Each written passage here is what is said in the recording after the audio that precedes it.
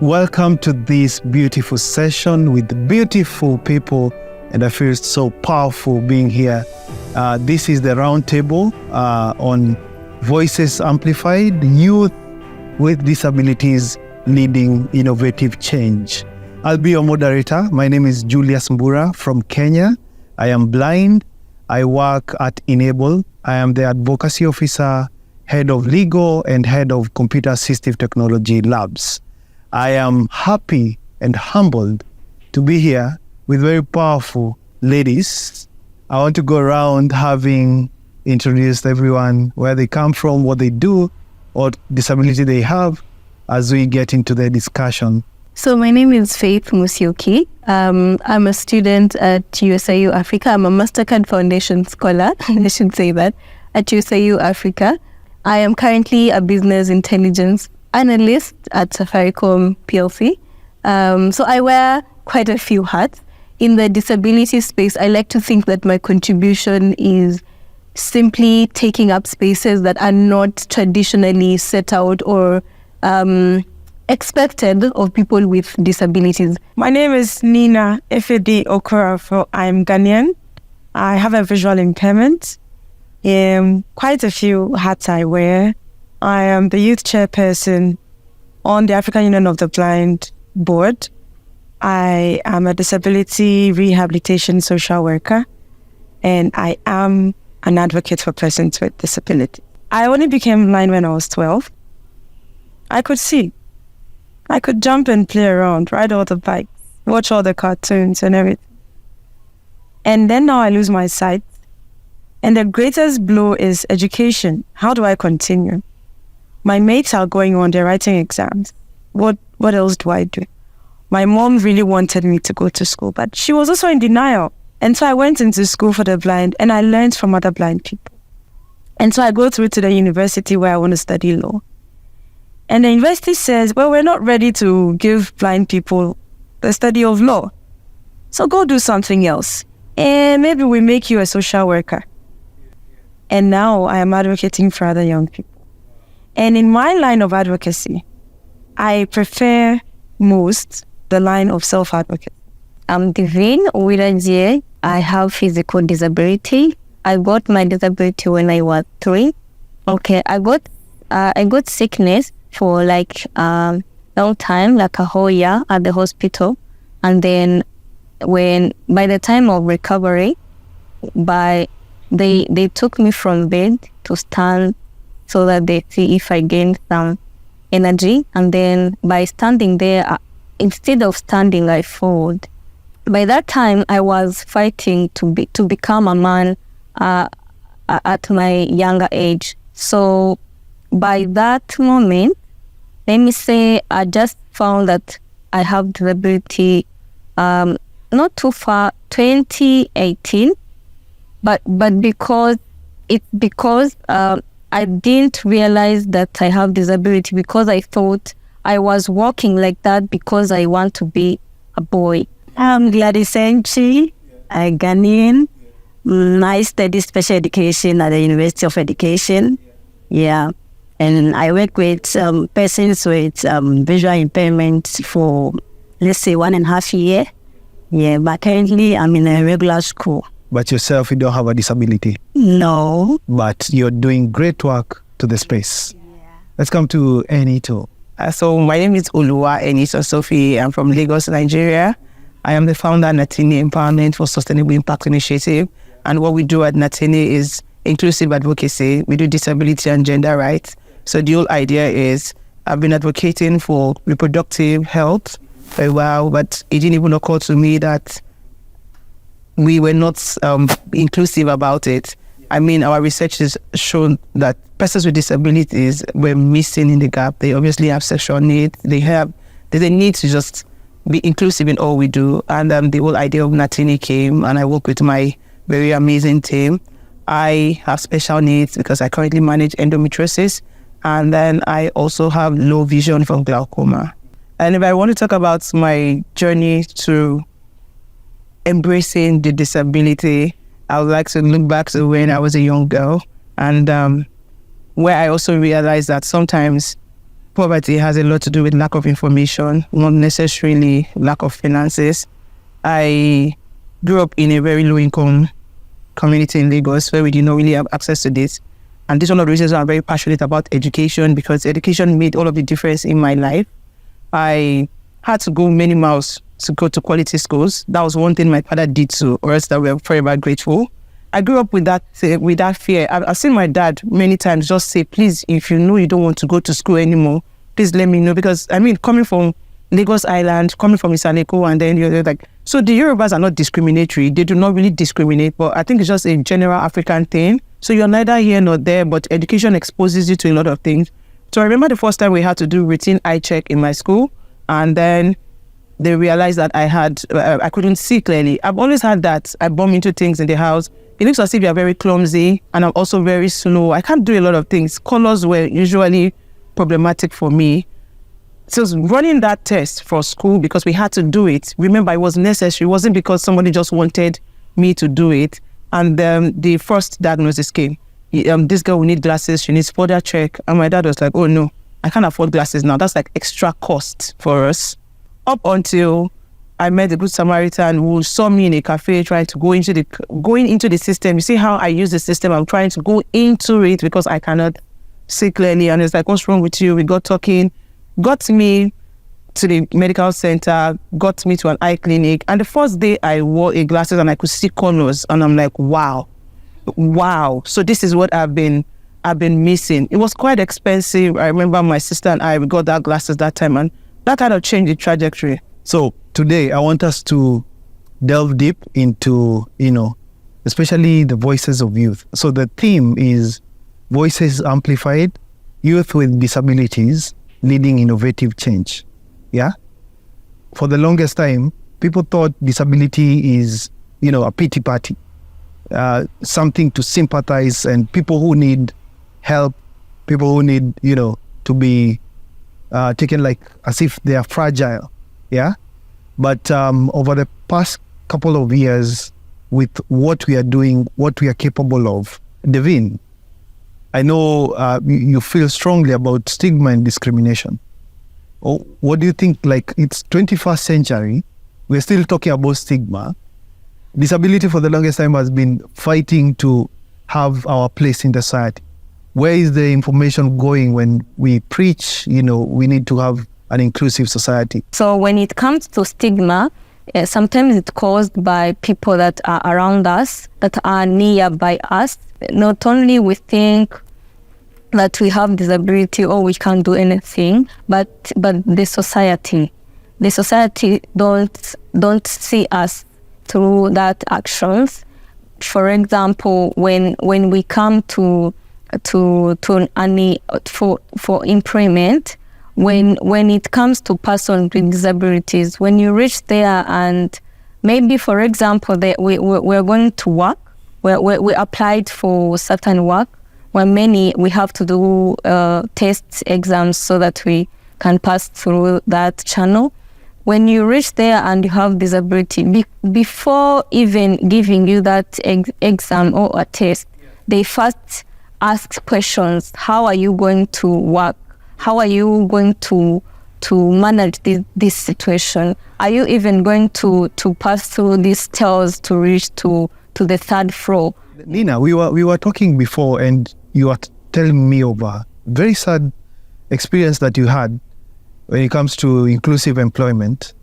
And, we struggle. Persons with disabilities struggle getting employment, and then you get an opportunity, but you find that you don't have reasonable accommodation. There are cases where people are being employed because of their disabilities.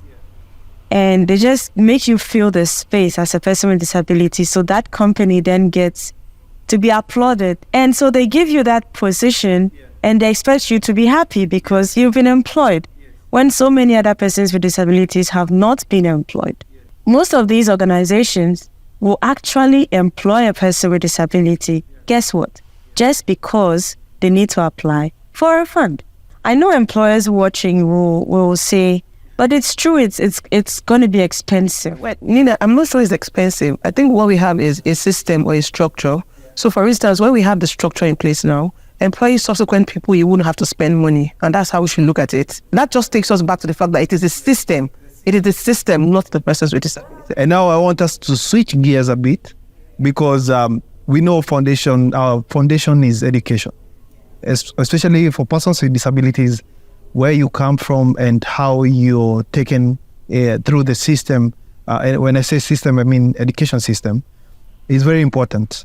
For me, I lost my sight the first time when I was 10 years. I was taken to a school for the blind. And that's how I realized that, blind people also learn. There's Braille, there's, all this technology that's come up, and I don't need to stay back at home. So, Gladys, you've done special education. Yeah? That's actually the course I was given by my government to do. When I finish school, I'll come to that, because it's actually presumption that every blind person must do special education. And I had to go against the grain and do law, so that I can, there's no way you can't impact lives, And then we should be given an opportunity to make our choices. If they are bad choices, let them be. We learn by, we deal with them like anyone else. So Gladys, talk to us about inclusive education. The first time I went to school for the blind, it was something. Yeah, it was eye-opening. Yes. Pun intended. Yeah, because by then I hadn't seen a lot of people like that, maybe once in the community and everything. But then they are there, so you have to work with them. But sometimes too, some of the parents were not cooperating. Yes. Sometimes they would just come. The child will have to get some materials to work with in the school, and some of the parents are not there to do those things for them. Yes, some of them too, they will just come, then they will leave the children there. Even for them to come and pick them, it was something. Yeah. And another thing too, sometimes you go to the regular school, then you find a child with disability. Yes, but that child is just in the regular school, and they are not attending to that child, which I think is very bad. Yes, because let's say you have a child with a visual impairment in the regular school, the child will just come to school, just sit down, listen to whatever the teacher is teaching. If there is a practical thing the teacher will have to do, those of us who can see, they will just see it. But what of the child who cannot see? What happens to that child? Yes, if there is a child who is having hearing impairment and the child is in the classroom too, and sometimes you call to the parents and they were like, let the child be there. There is an example, the man came, I have to talk to the man, this your son is this and that. It was like, I can't send him to the special school. I don't like the environment, the place is not good. So you just be copying from the board. Maybe when a friend is writing, you just copy. Exam, you just look at your work and copy. But he doesn't understand whatever is going on. He's just in the school. I like where Gladys is coming from, and we experience some of that in the intervention we do. It has more to do with the system and cost of education for persons with disabilities. Yeah, I feel like if the government can do a lot of things to kind of augment or make education accessible and affordable, people with special needs it might not be totally bad to have a person with disability in the same class with people without disabilities, but they just need attention. I will speak from a personal angle, and I feel like if I had gotten the intervention on time, it wouldn't have gotten this bad. If the system is in place and is inclusive, and in Nigeria, for most part of it, you see a lot of people with disabilities are being used as beggars. Nobody's prioritizing their education, because just like she said, it feels like they are not bringing anything home. So once you have a person with disability, if you're not dumping them at home, they are like alternative source to making money. You even trying to bring that child to school is like cutting off their source of money. I think it really also highlights how, when we're thinking of disability inclusion, disability mainstreaming, caregivers and parents really, really play a very vital role. When Gladys was speaking about dealing with parents of children with disability, it really resonated with me, because I never went to a special school at any point in time. And in my lower primary, like kindergarten, I was always last. Always. It was a given. Like we do exams, I was always last. And at some point, my mom got really frustrated, and I can remember vividly her coming to school and speaking to my teacher, and she was like, no, you cannot tell me that 3 years have gone by and this child is always last. Like, okay, then put her second last then. And so seeing my mom step in and begin to find out, okay, are you teaching this child? What is she learning? And slowly, by the time I was getting to fourth grade, I was always first in my class. I had such a difference within 1 year of my mother showing up differently. Because initially she was just like, oh, I've sent you to school, right? Yeah. Then she was like, no, wait a minute. Then she got involved and suddenly my grades improved. So parents really, really need to, we need to create programs and systems that either encourage or empower parents to be more present in the lives of their children academically, now that we're speaking about education.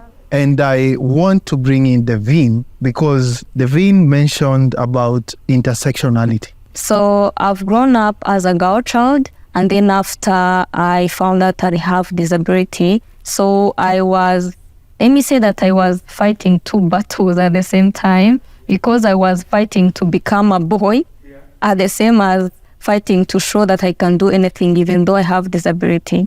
So in this world, we need society, parents, and all people to understand that even though you are girl, they have to understand that girls and boys are the same children, are the same people. They can do the same. They can, like, I may say that they have to practice gender balance. And yeah, so I think they have to understand that girl child can do what a boy child can do. And they have to understand that disability is not inability. I know for a fact, and here we have giants when it comes to advocacy. So when you talk about advocacy, people think, policies, legislation, big things, but advocacy, how do you break it down? When we say advocacy, immediately you think of an organization. Advocacy really is more than that. And I actually like to think that it's the biggest percentage of advocacy isn't even what we think it is. It's not just the organizations doing advocacy. Advocacy goes way back, like, into the community. I just gave a story about my mother, and every time I speak of advocacy, I think of my mom. My mom, I would like to say she would go to war for me. I didn't grow up hearing a lot of I love yous and I'm so proud of you, you're beautiful, all these things. But the one thing I grew up seeing was my mom fight for me, sometimes quite literally, like fists and all. Looking back now, the community had to adjust. And that right there, I would like to say is just like the lowest level form of advocacy. And I think I would love to see more of that, for people to understand that, hey, advocacy is we're not just leaving it to organizations. Parents need to advocate for their children. People with disabilities advocate for themselves. Friends of people with disabilities need to advocate for people with disabilities as well. Advocacy is something that every single person in community can take part in and should take part in. We owe it to ourselves and people like us to advocate for them and to help teach our people, be mentors to people, who have disabilities, and help them understand all the different things they can do with their lives. Not to despair, and to get up and chase whatever the dream they have at night is. Not to listen to what people say that you can't do it, you're not going to amount to anything, even if it's from your family deciding not to feed you. Yes. Not to eat your food. I really love what you said, because I like to think that my contribution to the disability community is my existence. How I present outwardly is that I'm more introverted, right? And so sometimes I will even go out of my comfort zone to take up space. I most recently decided that, I think I want to be a content creator. And I believe that me taking up space, me deciding to be in spaces that are for normal people, that somebody with disability can look at me and give themselves permission, courtesy of being like, I've seen it done. I've seen Faith do this, and I'm giving myself permission to do it because I have seen that it can be done. I like where Faith came from, and even Nina. Personally, I think that's why I share my story. Yeah. As uncomfortable as it is talking about period poverty, talking about endometriosis, sometimes people cannot even pronounce it.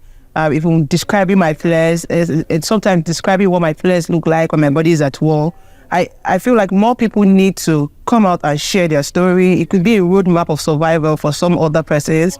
It's so important. So having people that have taken the work before us makes our journey easier because they can help us avoid pitfalls. I want us to talk about assistive technology, assistive devices, because when you have a disability, most definitely you'll have to use one form of assistive technology. So above just using a screen reader, assistive technology has positioned me to be very independent. And out of that, I've created a system that works. So normally I just say technology has become my virtual lens. So because like I can't see, but I create ways where, through videos, through like different apps that describe for me, I'm able to be very self-reliant. Also, I can say for sure, I wouldn't be here were it not for technology. And I know for all of us here, technology has played a bigger part of our self-branding and who we are.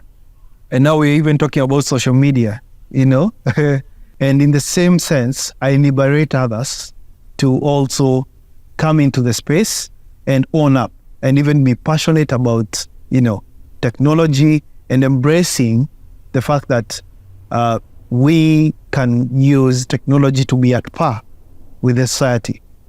And assistive devices. I have my white cane here. I can't relate, literally, I can't walk by myself without the white cane because there's that sense of, being safe and all that. Anita, you're talking about, a platform where persons with disabilities can actually, make a request or something. What we do at Melvis was we connect people to services. And when I came on board, it was a bit tough to, we didn't really consider persons with disabilities. But when I came on board, I had to speak to the team so this is a very excellent service because we are giving it to young people. It's discreet. All of the COVID era, we were in operation because people were at home.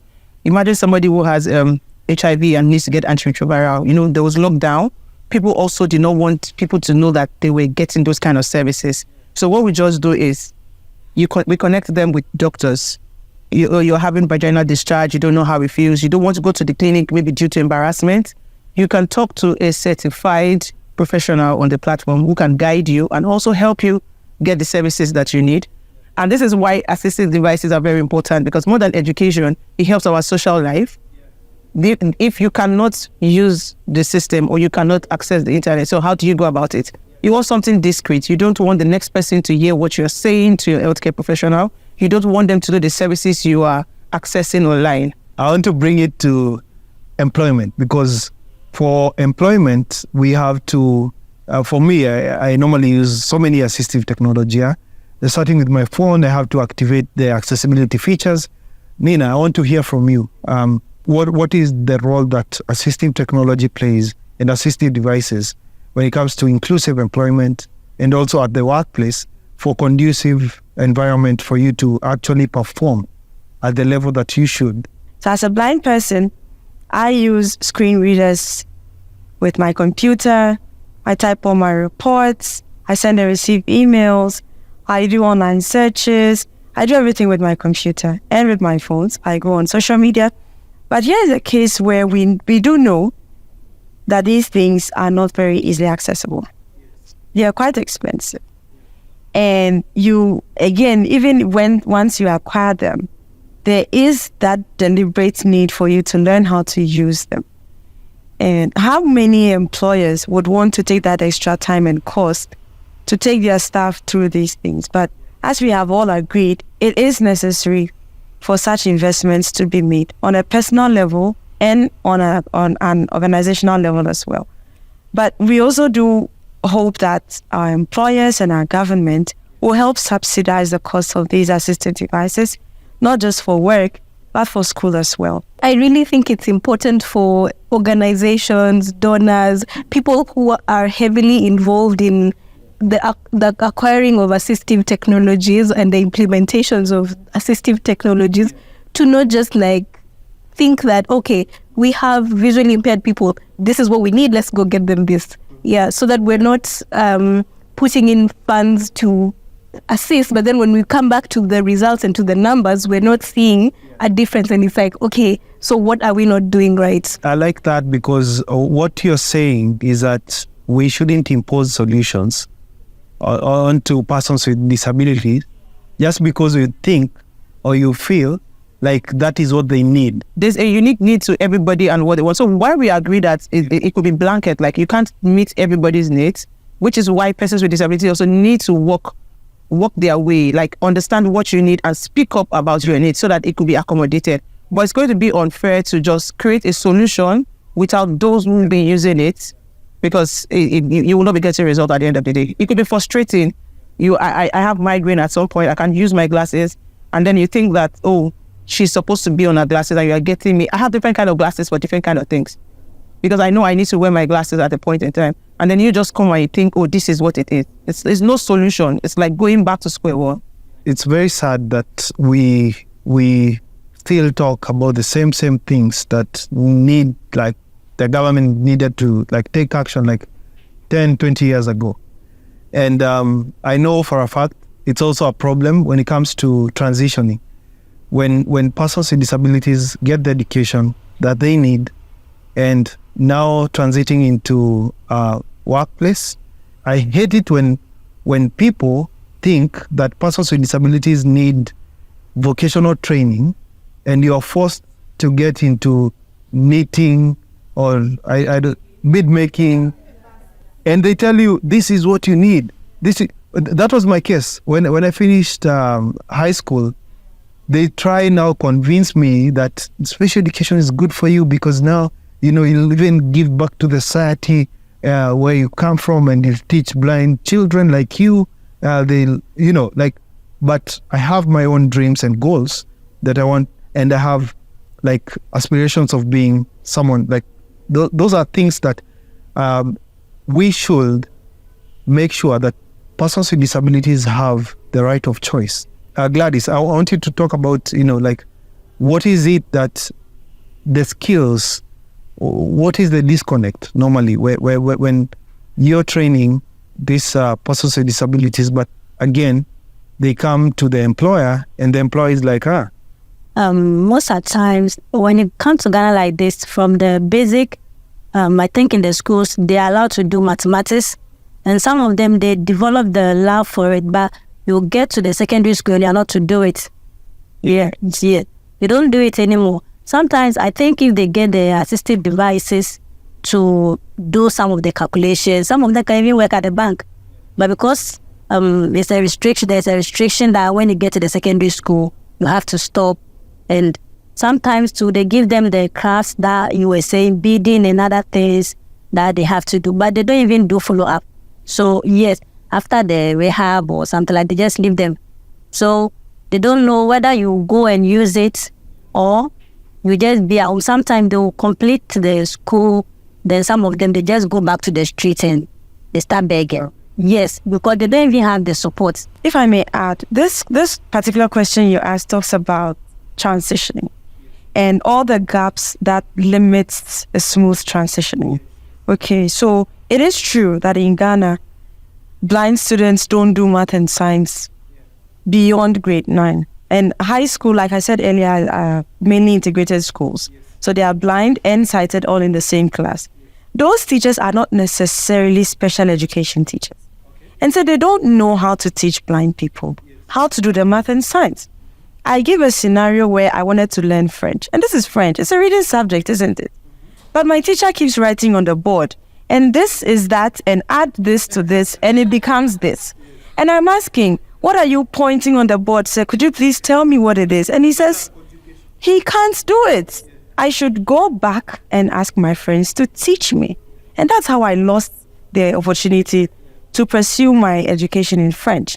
I think I like what Nina says, and in the area of policy, what I would like to say is this, because we know that most of these disabilities are not detected on time, I would say that we have to be more deliberate about education and educators, special education or regular education. So which means that everybody who is being trained to be a teacher, I trained as a teacher too, I have like a certificate in education. That was my first school I went to. And I realized that we're not taught about how to interact with persons with disabilities. So I'd say that schools where people are being trained as teachers, they need to also make them understand what special education is and how they should interact. My teachers in school always noticed that because I never stayed in class for mathematics. Like Nina said, they'll be telling you, you add this plus this. What is the this you're adding plus that? Nobody knows what it is. And then I'm in class, I'm struggling as a learner. Nobody cares. And when you identify this student, please escalate it with their parents or with their caregivers so that they could get the support they need and timely too, because blindness is expensive. I like what you talked about, ensuring that if somebody is being trained to be a teacher, they're also equipped with the knowledge on how do I deal with a student who has low vision? How do I deal with a student who has a disability? A while back, I worked on a project where we were engaging midwives to see what is your interaction with a pregnant lady who comes in and delivers a child. And at the time, the focus was on a child with albinism, right? But I will push it and say, how do you interact with a parent and their newborn child who has a disability? A lot of children were either being abandoned at the hospital with albinism. It was even worse if the delivery was done at home, because even some of the midwives were participating in eliminating the child, right? Some of these issues, we need to address them from the root, like from where it happens. Ensure, like, that's what I was really relating to that point about empowering educators. So empowering every person in society to be able to give information to people who are affected, like parents. So doctors need to be empowered to inform parents. Midwives need to be empowered. Everybody who is in a place where they have some sort of authority, maybe policies should be made around things like that. Yeah, and I'm also very big on collaboration in the sense that, I have a very young organization. Funding is not totally there, but we help people to just, we do not have this, but I know another organization that works with people with albinism. I know another organization that works with people who are on wheelchair, people who are hearing impaired. So if we work together, and that's the goal of the SDG, partnership for the goals. If we can collaborate, yes, you have your own area of strength. Just why not refer them to where they can get these services? I think it makes the journey easier for everybody. What is coming out strongly is that people should understand disability better. Gladys, I want to come to you and the experience that you've had, because your experience intertwines with caregiving experience, right? And you also represent the society in this whole conversation, because you don't have a disability, but you found yourself in the disability space. And I want you to tell us about your experience, but also infusing the caregiving experience, because it's very critical and it's part of the disability spectrum. Coming from a society where when someone is disabled, we see as a case or something, you wouldn't want to be closer to someone who is disabled. Yes. But when I did the course, that thing changed. Yes, I had a lot of friends who are disabled. Most we have the visually impaired. I had friends who are hearing impaired, physically challenged. Yes. And going to school for the blind too, sometimes you have to train them. Some of them in the house, they are not being trained on some basic things in the house, especially cooking and other things. Yes. So some of them, I bring them closer to me, then I have to teach them, and it's fun. Yeah. Then here comes where I got to meet Nina. Yeah, I think we met in 2018 when I was asked to assist her. Yeah. Then from there, she came to school for the blind. So just clicked. And since then, we do everything together. Now, sometimes when I'm even going out with Nina, I even forget that she's visually impaired. My life has been sprinkled with people who have empowered me, people who supported me, even in situations when even they did not have information. And I think I say this at the beginning because I think what I want to shine a light on is if we can come together as a community and shun ignorance when it comes to disability in 2023, saying I didn't know, saying, oh, is this what I'm supposed to do when I have a child with a disability? It really is not an excuse. It's not a reason, it's not an excuse. Even when I was 8, which was the first time she learned that, she needs sunscreen, she was the first person to be like, is that what she needs? She went and got it. I went through school. I remember there's a time when there was a lot of killings of people with albinism. I was in school then. I'd just been taken to boarding school. I remember crying and being scared. I was like, oh my God, does that mean I'm going to die now? And I remember the director of the school calling me and being like, do not worry. We are actually like, we're improving our security. Like they literally made a whole change to their security system so that I could feel safe. Having one person who's aware, one person who's informed, one person who does something about the information that they have, right? One person who speaks up. Believe me, I want to sit in a room and not remember that I'm different. And again, we might think of these things as secondary. You know what I mean? When we're thinking of disability, we're thinking, okay, education. And those are important things that we've talked about. But also, when you're maybe helping somebody acquire education and they have low self-esteem, they don't have any sense of self-acceptance, you could take them to school, but they won't really learn because they don't even think they're good enough. So I just want to say that I think that mental health is really, really important and we need to speak more about it. We need to be more conscious of it and just aware.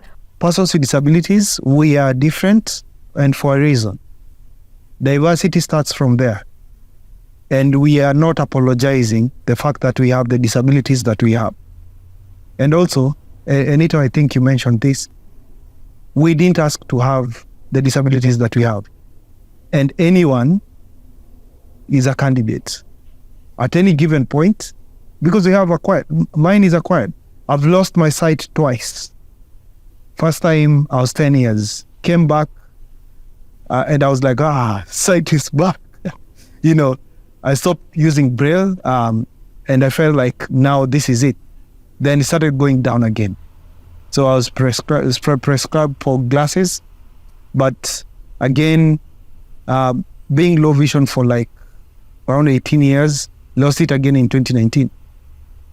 You see? So it's not, even the circumstances you're in, it's not definite that you'll stay there forever or that the way people say you're cast, you're doomed to be this way. Anything can change at any given time. And that's why the understanding of the disability space and what needs to be there is very critical.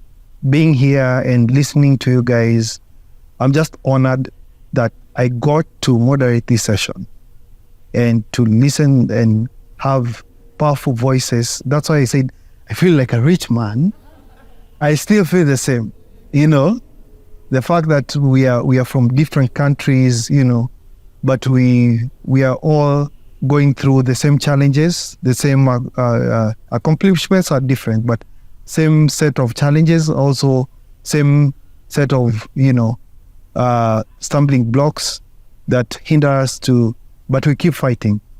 And I thank you guys for your time and for your wisdom. And for your beauty, and looking glamorous. I wish I could see all of that, but thank you. I can feel it, yes.